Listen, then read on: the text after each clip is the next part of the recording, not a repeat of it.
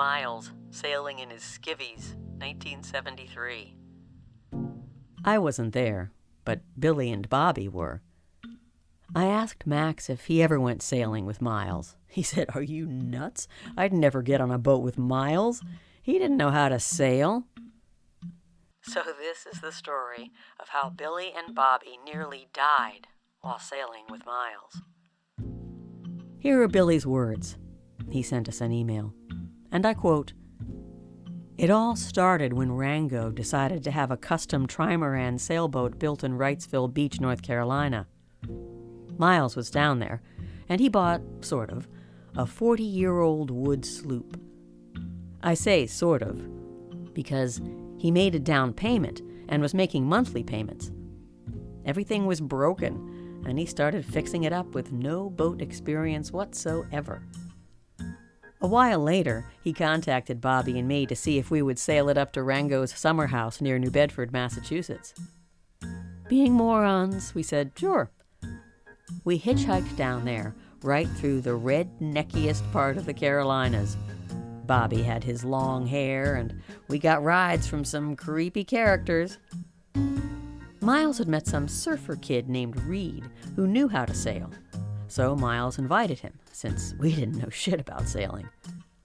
All the experienced sailors told us to go up the inland waterway because going out in the ocean and going around Cape Hatteras was extremely dangerous, even for experienced sailors. Guess what Miles decided to do? As we were leaving the dock, some guy came running out, screaming at us. I asked Miles who he was, and he said it was the guy who still owned the boat. First mistake. When we were out a ways, we tried the radio direction finder, and it didn't work. Second mistake. No way to navigate. It was calm, so we kept sailing. All of a sudden, it got black, and the wind picked up tremendously. We all wanted to lower the sails before it got worse, but Reed, being a surfer, kept all the sails up until they ripped.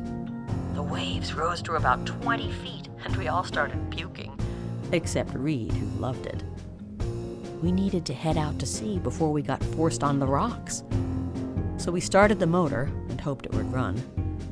After a while, we just wanted to die to stop the puking. Finally, the motor quit because Miles had used iron fittings from the hardware store to fix the cooling system leaks, and they rusted through. We tested the life raft, and it had a hole in it. And the radio didn't work. Nobody knew we were out there. We drifted for about a day and had no idea where we were. We put up what was left of the sails and headed for where we thought the shore might be. After drifting for a couple of days more, I lost track of time, we finally saw land.